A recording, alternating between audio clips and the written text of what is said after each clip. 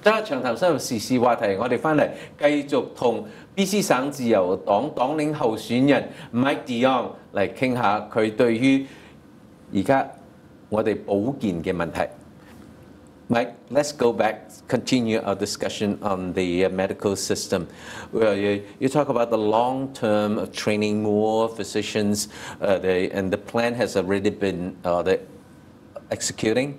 But what is the long-term solution? Because right now, almost every family, there is a member or two members who does not have a family doctor. And that is, well, maybe I'm exaggerating, it's a crisis. Well, it's that is ultimately the long-term solution. I think what people ask, and you've alluded to, is people need a short-term solution while we catch up. And by the way, I'm not hesitant to say this. We are paying the price for a decision that was made, decisions that were made 20 years ago, when the government of the day decided not to increase the number of physicians trained. It takes about 8 years. 8 to 10 years to bring a physician from the time they enter university to when they come out, and so it is a longer term solution. In the short term, I mentioned bringing more foreign trained physicians online. We've got to make sure they're qualified, make sure they abide by the high standards that we have in place. But that is a federal not jurisdiction. Really, no, that's, we have a role in terms of ensuring that they write an entrance exam and that there are the residencies, and residencies are the positions that new doctors take in hospitals, and they work with other doctors to make sure they have the right standards and the right knowledge and procedures in place. There's something else we can do, and we began this during the time I was in government, the health minister. Nurse practitioners who are very specialized and are beginning to come online and providing a far more enhanced, focused level of family care that I think is serving people very well. The reviews are very good. We're training more and more of them. They are very, very skilled. Now, there are things they can't do, but a lot of the diagnosis, a lot of the family medicine-related treatments are things that nurse practitioners can provide. And better to have a nurse practitioner in the short term assigned to your family than no one at all. So that is something that as a government can do immediately. Can do immediately because the nurse practitioners are out there. The internationally trained physicians are out there as well. They just need to be qualified. So how about waiting time? Now, for patient cancer, in order from the day they're diagnosed with a cancer disease to the day that they receive treatment, minimum 3 months. And so that is also quite scary in itself. So is there any, from the government's point of view, is there anything you can do with the system that can provide short-term solutions? Cancer is maybe the most graphic example of the fear people, when they hear that word, they hear that word and imagine this disease within them attacking their body every day, and it must feel like every day it gets worse when you're not getting the treatment. Investing in additional partnerships with the Cancer Agency, the Canadian Cancer Society, ensuring that we have the facilities. We've made some record numbers of investments in health facilities, hospitals, treatment facilities, but ensuring that, again, on the strength of a strong economy, we're now in a position to make additional investments that we couldn't make 5 years ago. But we are in a position. The one thing I would say is, in my experience, we get a better return on those investments when we do it in partnership with the agencies that have served British Columbians so well, like the Cancer Agency. Remember, despite how challenging it is for a family when a member does contract cancer, the odds of beating it are best here in British Columbia as compared to anywhere else in Canada. Now let's move on to one of your policies that you have suggested during your campaign to be the next leader of the BC Liberals. You have suggested that you will expand the teaching of Mandarin in British Columbia. Why Mandarin? And Why not just a second foreign language in general? Two reasons. First of all, people, I think, quite naturally have tended to view this as a cultural policy. And there are certainly elements of that, but my attraction to this idea, why I do find it attractive, has everything to do with what I see as two intersecting areas of importance: education and economic opportunity.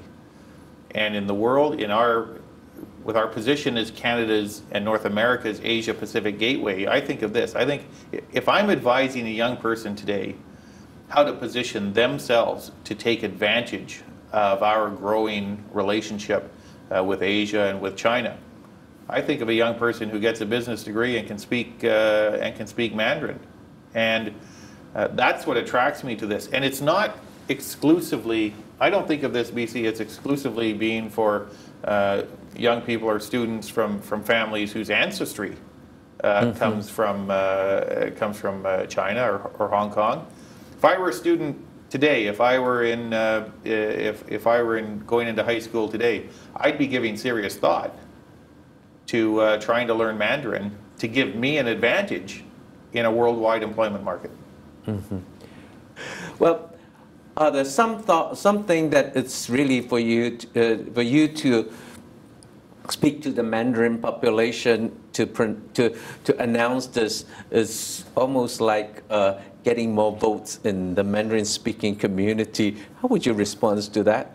Yeah, I think people may view it, but we're in a campaign that's where it's time to advance some new ideas. People are paying attention. Certainly, people who are either members or have been members of the BC Liberal Party, who are now in the process of selecting a new leader, a new captain for our team, are paying attention. So I think this is a time to lay some of these new ideas on the table, and the response I have heard from many quarters is this is exactly what we should be doing. We should be viewing our education system, which I think is the single most important service government pays for and provides. We have to think of it in terms of how we are preparing young people to succeed in the world. Mm-hmm. And with China emerging as one of the most powerful economies in the world, a major trading partner for Canada, why on earth wouldn't we want to distinguish ourselves mm-hmm. from competitors by enhancing our ability to communicate so with would leaders? You include to a certain extent also include Punjabi or other languages of the interest of the student? Some of that already exists. In some schools it is possible to learn Punjabi, German, Spanish.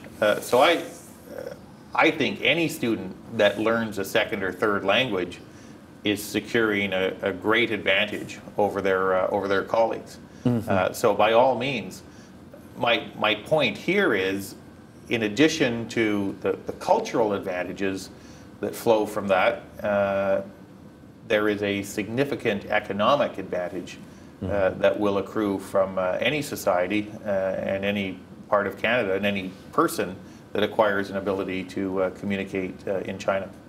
Good. Let's go to the economy. Housing. You have announced the 15% foreign tax. I mean the transfer tax for foreigners. Do you look at that as a success that has fulfilled its purpose to cool down the market? I think it initially, BC Lee, achieved the purpose that was intended. So it was really a multi-step process. We began, and we're going back a couple of years now, began by collecting data, because there was all kinds of wild speculation about how much foreign activity took place in the market. We began collecting data. In retrospect, you asked me a few moments ago about things I would have done differently.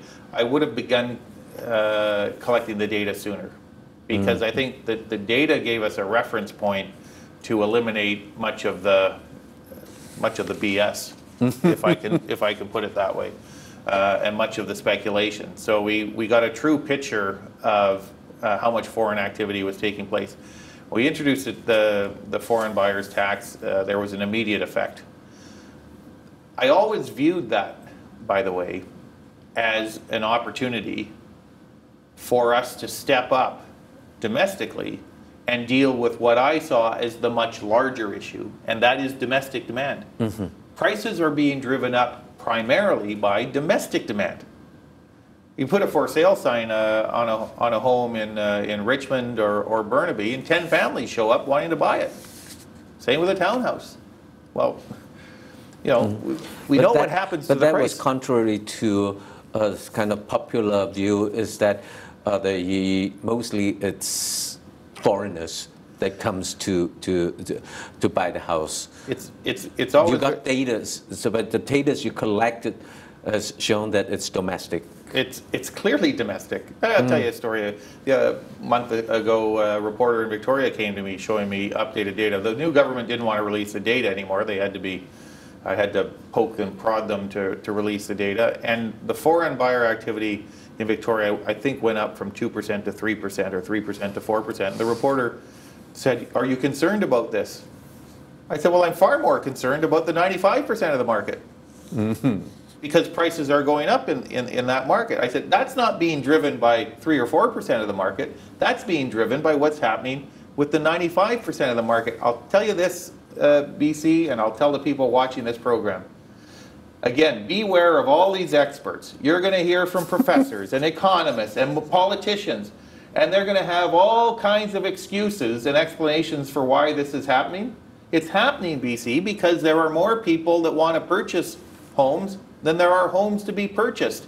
And people that ignore that fundamental fact simply don't want to look in the mirror and address the fact that we are too slow in approving the construction of new homes in British Columbia. Your solution, what is it? Twofold. First of all, many local governments are trying their best. I understand that. And they don't have the planning staff, and they need to train more and hire more. And I think there's a role for the provincial government to provide additional funds to hire those people. But in some cases, the performance just isn't anywhere near good enough. And I've noticed something over the years. I've noticed that governments are great at putting deadlines on people and never want to put deadlines on themselves. I would legislate deadlines. I would say to local and regional governments, on a standard residential development of 50 units or less, 50 units of housing or less, 10 months. You will render a decision. Now, sometimes the answer will be no. I mean, that doesn't mean every proposal will be deemed acceptable.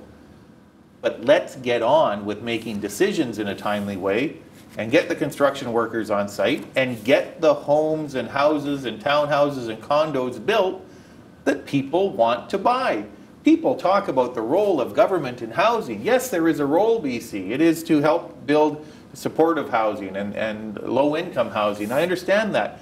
But the biggest part of the problem here is a middle class that wants to buy homes and can't find them. The government doesn't have to build those homes. In Metro Vancouver today, there are applications by the private sector to build 120,000 units of housing. For heaven's sakes, let's get on with making decisions about those 120,000. We don't need any tax dollars to build those. Private sector will build those houses. Governments just have to let them do it. So you believe that if the private sector can do it, why should the government use taxpayers' money to do it? Indeed. Indeed. If there is, and as is the case with most housing, not all, I accept the proposition that for lower income housing and supportive housing, there is a role for the government to play, which is why we, in the last government, allocated record amounts of money, upwards of $1 billion in that regard. So there is a role there. But for the families who are employed, who have an income, who are looking to buy a home, that's not the problem. The problem is you cannot have affordable housing if it's not available. So it's a matter of supply. It is a matter of supply, BC. Okay. Let's go back a little bit to some specific the projects that the new government has proposed. Actually, it's going to be effective starting from January 1st, the elimination of MSP. As a former Minister of Health and Minister of Finance, what would you say to them in Victoria? Well, actually, what they have proposed is the cutting in half of MSP. That's what they proposed. I think it's a good idea. In fact, it's such a good idea, I had it in my budget in February, cutting MSP premiums in half. They haven't said anything about how they are going to finance the remainder of their promise, but I'm not going to be critical of an idea that I clearly favored, because it was part of our budget in February of 2017. I remember last time we talked about this when you were here introducing the budget, and you have told our audience that you do not believe that the MSP should be eliminated or cut into half, because it will, at the end of the day, will reflect again at the income tax.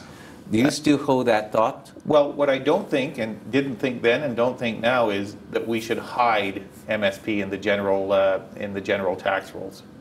And that's the difference, I think, between the NDP and what we did. We actually, on the strength of our economy and the additional revenues to government, we actually provided British Columbians with call it a tax cut by cutting MSP in half and not raising taxes anywhere else. That's not what the NDP are proposing, and not what they've done. In a year when the government is receiving more revenue than any of us thought, they have already begun the process of raising people's taxes. The people watching this program, BC, need to know that their income tax are going up. If they're running a business, corporate tax is going up, and the carbon tax is going up. All in a year when the government is already receiving more revenue than it anticipated. I can't explain it. I think it's wrong. I think it's unfortunate. Well, last question. Yeah. With all your years of experience, you can, and during this campaign to become the next leader of BC Liberals, it is your asset. But at the same time, it is also conceived as your baggage. So what makes you stand out as one of the best choice in your view? You are the best choice for the next Liberal Party leadership.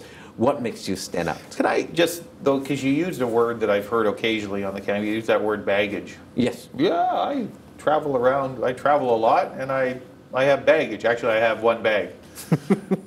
What's in the bag? What's in the bag? And politically, what's the political baggage that I carry with me? I was a member of a government and finance minister that worked with British Columbians to create the best economy in Canada.